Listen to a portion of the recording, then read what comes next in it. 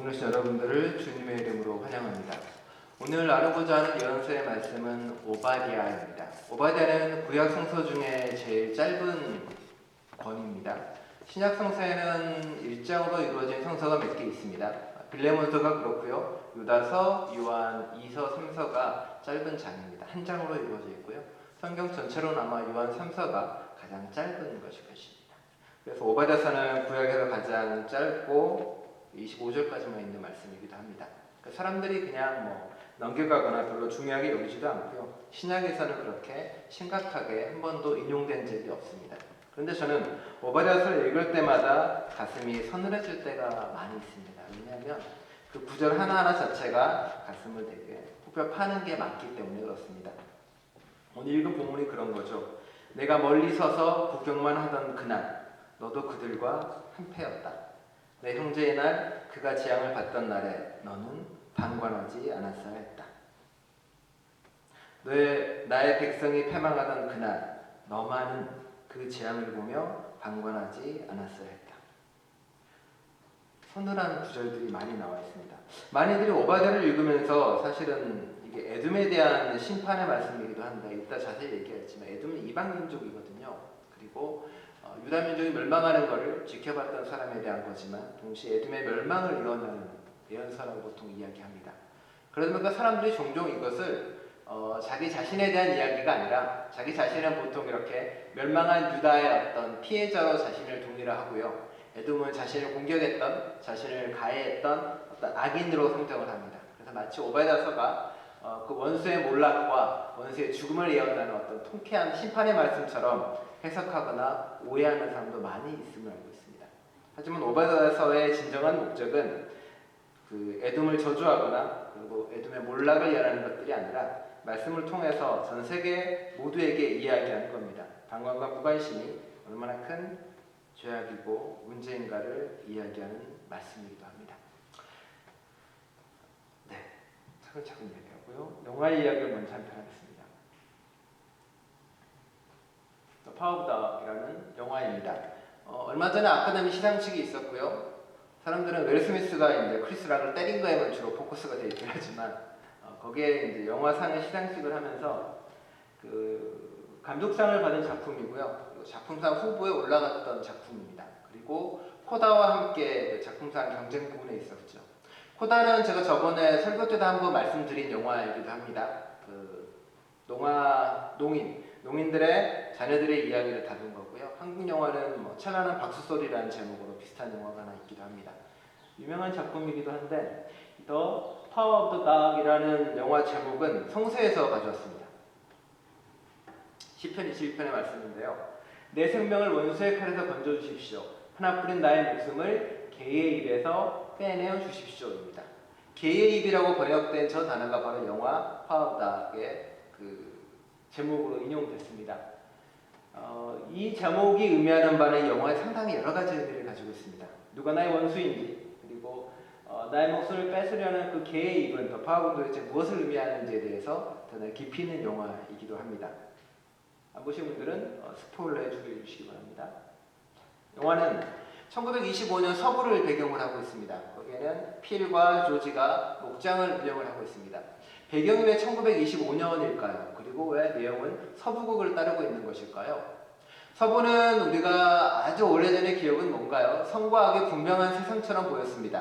그렇죠? 옛날 서부극은 성과 악이 대단히 명확히 나눠져 있었습니다. 총잡이 백인들은 선한 사람이었고 땅을 지키려고 애썼던 당시의 인디지너스 피플들은 아파트나 이런 사람들은 나쁜 사람으로 상정이 되어 있었죠. 성과 악의 구도를 그렇게 나누었고 기병대는 착한 사람처럼 보였습니다. 지금은 오늘날은 어떻습니까? 오늘날은 이제 그게 거꾸로 역전됐죠. 기병대나 백인들이 나쁜 놈이고 악인이었다는 걸 우리는 이제 알고 있습니다. 하지만 서부국은 그렇게 그 가치관이 역전된 성과학이 바뀌고 뒤집혀진 세계이기도 합니다. 동시에 이 1925년은 또 온연한 서부 개척 시대도 아닙니다. 서부 개척 시대에서 근대시로 좀 넘어올 때입니다. 철도도 많이 세워졌고요. 그리고 이제 자동차가 들어오는 시기이기도 합니다. 한 세계가 저물고 또 다른 세계가 떠오르는 혼돈의 시기이기도 합니다. 동시에 서부 시대에는 어떤 마초이즘이나 남성성이 강조되고 그게 마치 영웅처럼 떠받쳤던 시기이기도 합니다. 하지만 폭력이 지배하던 그 서부 시대가 더물고 또 다른 시기가 뜨면서 과거의 마초와 남성성은 점점점 사그러지기도 하는 시기였게 됐습니다. 1925년에 몬타나주의 저 배경은 어떻게 보면 세계가 부딪히기도 하고 성과하게 모호해지는 시기이기도 하고 여러 가지 가치관이 혼재된 시기이기도 합니다. 여기에 필이라는 주인공 데이비드 캠버비치가 등장을 하는데 이 사람은 과거를 상징하는 것처럼 보여집니다. 마초고요, 카우보이고요. 옷을 입음으로 아시겠지만 대단히 터프한 모습처럼 보여집니다. 더구나 그는 잘 씻지도 않고 손은 장갑도 끼지 않아서 거칠고 황폐하게 되어 있습니다. 그의 동생인 조지는 조금 다른 것처럼 보여지고요. 둘은 목장을 운영하고 살고 있습니다. 그러다 어느 날 필입니다. 조지가 한 여인을 만납니다. 로즈란 여인이고요. 로즈란 여인에게는 피터라는 아들이 한 명 있습니다. 둘은 사랑에 빠지고 결혼을 하게 됩니다. 하지만 그의 형 필은 그 결혼이 마뜩치 않습니다. 그래서 끊임없이 로즈를 괴롭히고 말로써 욕하고 폭력을 행사하기도 하고요. 온갖 잘못된 남성성을 그대로 드러내면서 핍박하고 악인인 것처럼 보여지기도 합니다. 그런데 필에게는 비밀이 하나 있습니다. 그는 왜 이렇게 남성성을 드러내고 이렇게 거칠게 장갑도 끼지 않은 채 거친 손을 드러내며 살게 되는 걸까요? 실은 그는 동성애자입니다. 게이이기도 하고요. 그런데 자신은 그것을 받아들여주지 않고 용납하지 않는 세상에서 자신을 끊임없이 숨기고 상처받습니다. 그로 인해 그는 밤에 아무도 없을 때 혼자 밤에 목욕을 하기도 하고 씻기도 합니다. 그의 마음 가운데는 누군가를 사랑하는 마음도 여전히 남아있기도 하고요. 어쩌면 그에게 세상의 개의 입은 세상이었고 세상의 가치관이었고 자신을 바라보는 다른 사람들의 눈길이었습니다. 어쩌면 그는 세상으로부터 살아남기 위해 거친 잘못된 남성성 스스로를 포장하고 있는지도 모르겠습니다. 그는 이제 자신을 살아남기 위해서 그리고 로즈를 끊임없이 핍박하고 몰락시키기 위해서 로즈의 아들인 피터를 이용합니다. 피터는 필과는 전혀 다른 것처럼 보여집니다. 옷을 봐도 그렇고요. 좀 더 여성적이고 부드럽습니다. 카우보이가 아니라 그 당시 현대 문명을 사용하는 의사로서 의학을 배우기도 합니다. 그러면서 둘은 묘한 관계로 진전이 되기도 합니다. 별말은 여기까지 않겠습니다. 왜냐하면 이 영화의 제목에서 보는 것처럼 이 영화는 끊임없이 우리에게 보여주는 게 있습니다. 누가 원수이고 누가 개입이고 누가 누구를 구원하는 것이고 누가 선이고 누가 악일까. 끊임없이 영화 중에 악이라고 생각했던 필은 그의 사연이나 동성애였던 그의 사연을 들여다보면은 왜 그럴 수밖에 없는가에 대한 게 나옵니다. 근데 그게 마치 악인이 저지르는 어떤 악을 서사를 만들어줌으로써 정당화하는 방식으로 표현하지는 않습니다. 그렇게 악인의 그 악을 정당화시켜주거나 서사를 부여해서 마치 이유 있는 것처럼 그렇게 묘사하지는 않습니다. 영화를 보면 다르게 표현됩니다. 왜 이 얘기를 하냐면 이유가 있고 그리고 까닭이 있고 그리고 그 안에 모든 것들이 선과 악이 그렇게 쉽게 구분되어지지 않는다는 이야기이기도 합니다. 실은 이것 말고 여러 가지 이야기가 저 영화 속에 들어가 있습니다만 한번 보시기를 권장드립니다. 성서에서는 이제 오늘은 에돔에 대한 이야기를 뜬금없이 갑자기 오바댜서에서 하고 있습니다. 에돔은 누굴까요? 에돔이 누구냐면 우리가 야곱과 에서 이야기를 잘 알고 있을 겁니다. 그죠? 야곱이 아버지한테 사기쳐가지고 장자권을 뺏고 에서는 이제 그 장자권으로 축복을 얻지 못하게 됩니다. 야곱의 형이었죠. 원래는 정통적인 장자권을 가진 사람이었고 야곱이 사기를 쳐서 그 에서의 뒤통수를 치죠. 그래서 야곱은 이제 도망다니다가 계속 에서를 두려워하면서 이집트에도 살고 도망다닙니다. 그러다가 이제 고향으로 돌아오면서 어떤 일이 벌어지냐면 압록강에서 이제 천사와 씨름하는 사건이 벌어지죠. 그리고 환도뼈가 부러집니다. 바꿔 말하면 그의 모든 것이 꺾이고 부서지게 되는 거죠. 자신의 고집, 가치관. 그러고 나서 압록강을 건너서 에서에게 사과를 요청하고 7번의 절을 합니다. 에서는 흔쾌하게 마치 그동안 아무 일이 없었던 것처럼 야곱을 용서해 줍니다. 그리고 에서가 한 놀라운 일은 뭐냐면 그 다음에 그 가나안 땅을 야곱에게 주고 에서는 세엘로 옮겨갑니다. 대인배죠. 대단한 사람이기도 하고 놀라운 사람이기도 합니다. 용서하고 베풀면서 야곱에게 자리를 주고 자기는 그곳으로 갔으니까요. 이 내용을 제가 지난번 야곱과에서 설교할 때 한번 말씀을 드린 적이 있습니다. 기억이 안 나시는 분들은 유튜브 들어가셔서 좋아요, 구독 누르시면 들을 수 있습니다. 자, 바로 그 에서의 후손이 바로 에돔 사람들입니다. 그런데 이 사람이 그래서 계속 그 오바다는 그를 형제라고 부릅니다. 그런데 이제 갈라진 뒤에 어떤 일이 벌어지냐면 한참 지나고 나서 모세가 히브리 사람들을 데리고 출애굽을 하게 됩니다. 이집트는 저 아래쪽이겠죠. 그리고 가나안 땅을 따라서 계속 올라오게 됩니다. 그리고 이제 에덴 쪽에 머물게 됩니다. 그래서 에덴 사람들에게 요청을 합니다. 우리가 지금 당신의 땅을 통과해서 저 가나안 쪽으로 가야 되니까 길을 비켜달라고 이야기합니다. 에덴이 뭐라고 했을까요? 못 비켜준다고 합니다. 당신이 우리를 어떻게 해야 할지 모르고 당신이 우리를 죽일지 모르니까 우리는 길을 비켜주지 않겠다라고 말합니다. 그래서 히브리 사람들은 빙글 돌아서 다시 저쪽으로 가게 됩니다. 히브리 사람들의 마음속에는 그 안에 길을 비켜주지 않았기 때문에 자기가 40년 동안 길을 헤맸다라고 생각합니다. 너 때문에 길을 잃었어. 너 때문에 40년 동안 방황해서 그 고난과 고통을 겪었어라는 에덴에 대한 어떤 원한이 그 야곱 이스라엘 족속에게는 이미 있었다는 겁니다. 그리고 나서 이제 한참을 지냈는데 에돔 사람이 에돔이라는 나라가 강하지 않습니다. 강대국이 아니고 성경을 보면 이스라엘을 많이 공격하거나 이스라엘을 많이 침범한 적이 별로 없습니다. 사실은 오히려 에돔 사람들이 더 많이 고통을 겪었습니다. 다윗 시대 때는 한번 에돔을 공격해 들어가서 18,000명을 죽입니다. 그리고 속국화시키려고 애를 쓰고요. 솔로몬 시대에도 또 쳐들어가서 또 엄청난 수를 죽입니다. 그 속국화시켜버리고요. 에돔 사람들은 알고 보면 이스라엘 사람에 의해서 끊임없이 압박받던 사람이었고 끊임없이 고통받는 사람들이었습니다. 그러니 당연히 유다와 이스라엘이 바벨론에 의해서 멸망할 때 이 사람이 어떻게 했을까요? 당연히 지켜보죠. 나를 괴롭혔던 사람들이고 나를 죽였던 사람들이니까 에돔이 굳이 도와줄 이유도 없고 굳이 자신들이 무언가를 할 이유도 없습니다. 오늘 본문을 보면 마치 에돔이 같이 들어가서 공격한 것처럼 보이지만 사실은 역사적 기록에 따르면 에돔은 길을 열어줬을 뿐이지 어떠한 침략이나 공격 행위도 하지 않았습니다. 그럼에도 불구하고 이스라엘 사람들은 에돔에게 끊임없는 저주를 퍼붓는 것처럼 마치 보여집니다. 이 이후에 에돔은 어떻게 됐냐면은 587년에 남유다마저 모두 망하고 다 망해버립니다. 에돔도 이제 점점 강대국에 쇠퇴하게 되겠죠. 이 사람들이 점점 저 유대 땅으로 다 올라가서 살게 됩니다. 그러면서 유대 민족과 섞입니다. 그래서 신약성경에 누가 나오냐면 우리가 알고 있는 헤롯 왕이 이두메 사람이라는 말이 나옵니다. 이두메 사람 헤롯인데 이 이두메 사람이라는 말 뜻이 바로 저 에돔 사람이라는 뜻입니다.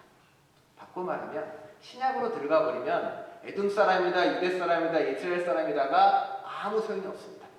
모두가 다 섞여서 그냥 한 지역에 사는 사람이 되는 거겠죠. 이스라엘 민족의 선민 사상이나 이스라엘 단일 민족 사상은 다 허구고 거짓이라는 걸 그대로 보여주는 거죠.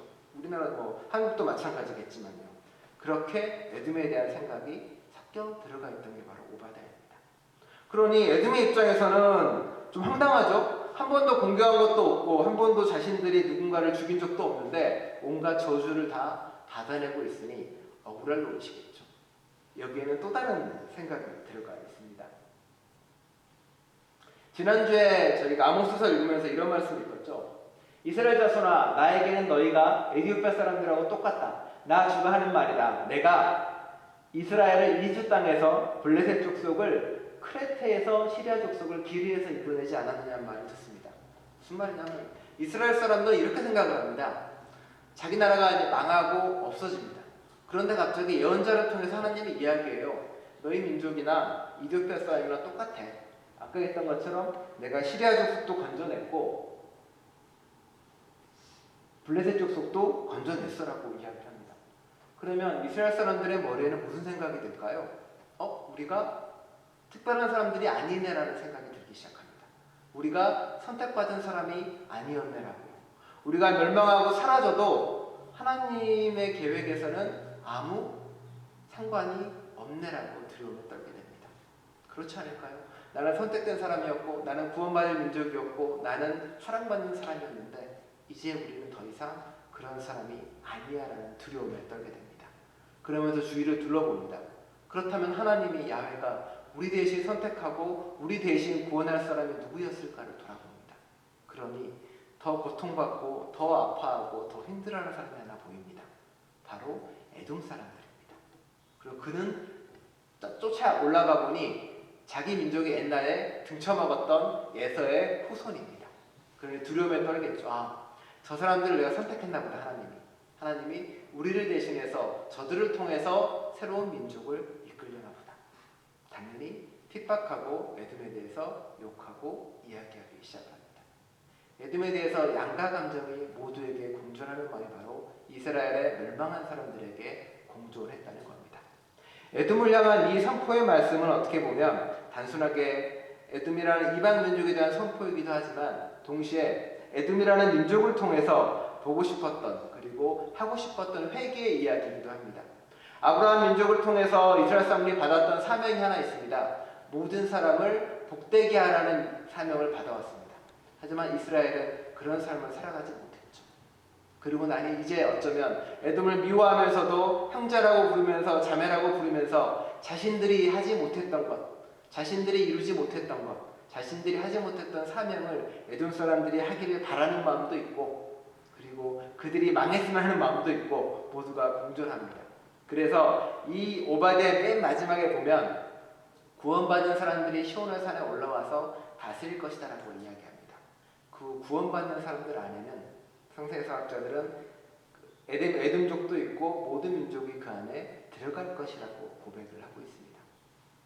결국은 오바댜서는 모두가 피해자이기도 하고 가해자고 그 섞인 세상 속에서 선과 악이 공존되고 이스라엘만 선한 것도 아니고 에돔만이 선한 것도 아니라는 그 가치관의 혼돈 속에서 이스라엘 사람들이 자신의 죄를 회개하면서 동시에 자신들이 무엇을 다시금 해야 되는지 그리고 앞으로 자신들의 길을 이어갈 신앙인들이 하나님의 길을 따르는 사람들이 무엇을 해야 되는지를 우리에게 선포하고 알려주는 말씀입니다. 바로 그 말씀들이 오늘 읽었던 이야기들입니다. 서늘한 이야기들이죠. 방관하는 것이, 가만히 있는 것이 바로 가장 큰 죄악이라고 말합니다. 그리고 방관하고 가만히 있는 그것이 바로 대가 붙은 것처럼 나오는 건데 그 뒤에 있는데 성문 안으로 들어가지 말아야 됐고 그리고 제산에 손을 대지 않아야 되고 도망가는 이들을 죽이고 갈라지는 길목을 지키지 않고 더 큰 악이 뒤에 나오는 건데 이 악은 직접 행하지 않았지만 앞에 방관하고 무관심했던 모든 것들이 이 일과 똑같다라고 성서는 이야기하고 말하고 있는 겁니다. 누군가의 아픔에 누군가의 고통에서 방관하고 가만히 있는 것이 큰 죄악이라고 이야기합니다. 성서는 그 죄악을 오늘 보면 교만과 나태라고 이야기합니다. 얼마 전에 이제 제가 며칠 전에 설교를 준비하면서 제가 오바댜를 아무래도 설교한 적이 있는 것 같아서 유튜브에 뒤지고 있었습니다. 그래서 없길래 이제 이상하다 해서 교만이라는 단어를 보고 이제 제가 설교 중에 하나 이렇게 듣고 있었어요. 듣고 있는데 옆에 있는 김 목사님이 지나가면서 뭐 하냐고 묻더라고요. 그래서 내 설교를 듣는다 그랬더니 이상하게 쳐다보는 거예요. 뭔가 이렇게 나르시즘에 빠졌나 하면서 왜냐면 설교 중에도 혼자 이렇게 웃고 있었거든요. 그러면서 물어보길래 괜찮아 잘하는 것 같아 그랬더니 떨어진 교만을 좀 주우라고 저한테 막 얘기했는데 네. 그때 왜 되냐면 예전에 제가 설교를 할 때 사순절 기간에 비슷한 설교를 한 적이 있습니다. 2015년인 것 같아요. 계셨던 분이 몇 분 안 계실 수 있나?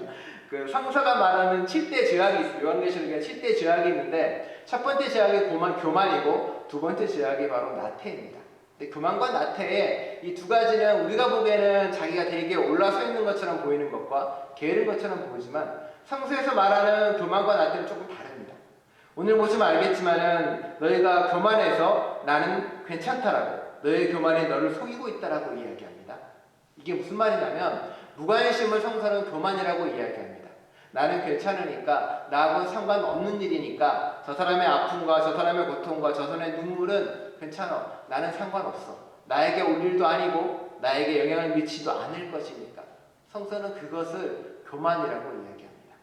너희가 신처럼 되리라 그 말이 아니라 누군가에게 무관심하고 다른 사람이 아프게 무관심한 것, 나는 안전하다고 믿는 것, 나는 상관없다고 믿는 것, 그게 가장 큰 교만이라고 이야기합니다. 성서가 말하는 죄악의 첫 번째고요. 두 번째, 나태는 뭐냐? 나태는 이제 뭐 정오의 악마라는 말을 종종 쓰기도 합니다만, 나태는 뭐냐면 방관하는 거라고 이야기합니다. 무관심하고 비슷한 말인데, 무언가 자기가 실천을 하고 무언가 도움을 내야 되고 무언가 손길을 내야 되는데 그렇게 하지 않는 것이 바로 방관이라고 말합니다. 나태라고 이야기합니다. 그 가장 신뢰가 뭐냐면 사마리아인의 비유입니다. 강도 만난 사람이 쓰러져서 피 흘리고 있는데 제사장과 그 높은 사람은 그냥 지나갑니다. 왜 그럴까요? 그 사람은 자기 중심의 생각입니다. 교만의 생각입니다. 무슨 생각을 하냐면 내가 지금 저 사람을 만지면 나에게 해가 있을 수 있다. 내가 저 사람을 만지면 내가 제사장인데 제사를 못 드릴 수 있다. 내가 회당장인데 저 피 묻은 사람을 만지면 내 옷이 더럽혀지고 내가 무언가를 하지 못하겠지. 나에게 무슨 손해가 있겠지. 나에게 무슨 문제가 생기겠지. 나 중심으로 생각하는 게 교만이라는 겁니다. 사마리아 사람은 어땠습니까? 저 사람을 내가 구하지 않으면 저 사람이 지금 죽을 텐데, 저 사람이 아플 텐데, 저 사람이 고통받고 있는데 저 사람을 구해줘야지. 나 중심이 아니라 고통받고 있는 사람 중심의 사고를 하는 것. 나 중심이 아니라 하나님 중심의 사고를 하는 것이 바로 무관심을 벗어나는 것, 나태와 교만의 죄를 벗어나는 거라고 성서는 이야기합니다. 에돔이 저지른, 그리고 에돔뿐만이 아니라 에돔을 통해서 오바댜가 이스라엘의 멸망을 하면서 이야기하는 게 그겁니다. 그리고 맨 마지막에는 이제 세상 모두가 그렇게 될 거라고 이야기합니다. 내 중심으로 생각하는 교만과 아무것도 행하지 않는 나태가 그렇게 만들 것이라고요. 성서는 애절하게 이야기합니다. 너만은 그 재앙을 보며 방관하지 않았습니다. 내가 너를 믿었었는데 너만은 그러면 안 됐지. 너를 믿었었는데 너마저 그렇게 도망쳐버리면 어떡하지? 우리의 삶 가운데는 그런 경우 많지 않나요? 비겁한 경우. 저는 많이 비겁했습니다. 사실은 여러 가지로. 누군가에게 신뢰를 받고 믿음을 받았었는데 너만은 그러지 말았어야 되는데 그 자리를 벗어나 도망친 적도 있고요. 내 힘겨움과 아픔 때문에 지금 싸우고 정의를 위해 부딪히는 사람에게 등본 적도 많이 있습니다. 배신당한 적도 많이 있죠. 대마을 이렇게 앞에 나가서 화인분들 앞에 막 뛰어가는데 뒤에는 아무도 안 와서 혼자 잡혀가는 경우도 있었을 거고요. 그러면은 누가 더 미울까요? 나를 잡아간 정경 혹은 나만 두고 저쪽으로 뒤로 빠져버린 친구들. 보통은 뒤로 빠져버린 친구들 더 미워합니다. 사람의 마음은 참 희한해요. 그런 거 보면 배신자들 더 싫어하고 더 미워하고. 이스라엘 사람들이 바로 에돔을 미워하고 싫어하는 일도 그와 마찬가지입니다.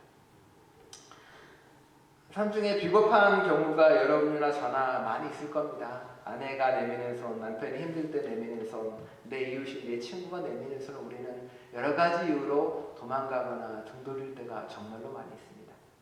작게는 친구들부터 해서 크게는 큰 나라와 그리고 큰 전쟁 같은 경우. 우크라이나 전쟁을 통해서 돈 버는 사람들은 미국과 무기를 만드는 사람이라고 이야기합니다. 누군가의 아픔과 전쟁을 통해 눈물 속에서 오늘도 이야기하지만 재산을 탐내는 사람들이 있고요. 오바댜는 그렇게 이야기하죠. 너는 내 재물을 손대지 않았어야 된다고 이야기합니다. 나의 백성이 패망하던 그날 너는 그 재산에 손을 대지 않았어야 한다. 성서는 오늘날 벌어지고 있는 수많은 전쟁이나 수많은 배신들, 비겁함에 대해서도 이야기합니다. 저와 여러분들은 우리의 상처와 아픔 때문에 비겁해질 때도 종종 있겠죠. 그러나 나의 욕심과 욕망 때문에 방관자는 되지 않았어야 되겠습니다. 저도 1, 2년 전에도 비겁한 적도 있었고 그 전에도 수없이 많았습니다. 하지만 이제 돌이켜서 그렇지 않는 저와 여러분 되기를, 누군가의 아픔과 눈물에 외면하지 않고 손 내미는 저와 여러분 될 수 있기를, 에돔에게 했던 오바댜의 그 말씀이 바로 나에게 하는 그 말씀이라는 걸, 멀리 서서 구경만 하던 그날 나도 그들과 한패였다는 것을, 방관했던 그날 우리도 그를 방관하는 그날 그를 죽이고 재산에 손을 댔던 사람이었다는 것을 깨닫고 돌이키며 무관심하고 태만한 자가 아니라 같이 하고 함께하며 공감하는 자가 될 수 있기를 간절히 축원합니다. 기도하겠습니다. 하나님, 일상의 삶 속에서 우리는 비겁한 선택을 할 때가 많이 있습니다. 누군가의 신뢰와 믿음을 저버린 경험도 있고, 그로 인해 스스로 가슴 아파하지만 돌이키지 못하기 때문에 더 힘들 때도 많이 있음을 고백합니다. 도망치고 비겁했던, 등 돌렸던 그 기억 때문에 누군가에게 이제 미안하다고 말하고 싶고 잘못했다고 말하고 싶지만 너무 지나가 버려서 그 회개마저도, 그 용서마저도 구하지 못할 때도 많이 있음을 고백합니다. 친한 누군가의 손길을 저버린 적도 있었고, 도와달라는 누군가의 눈빛을 외면했던 적도 있습니다. 어쩌면 버거웠기 때문에, 힘들었기 때문에 그랬을 때도 있겠죠. 그 미안함이 혹은 그 잘못한 마음이 돌이켜서 이제는 누군가에게 손 내미는 용기가 되고, 누군가를 붙잡는 마음이 되고, 누군가를 쓰는 손길이 될 수 있기를 간절히 소망합니다. 비겁함에 돌아서서 이제는 누군가를 사랑해서 더 많은 꽃을 피우는 저희가 되기를 간절히 소망합니다. 예수 그리스도의 이름으로 기도드립니다.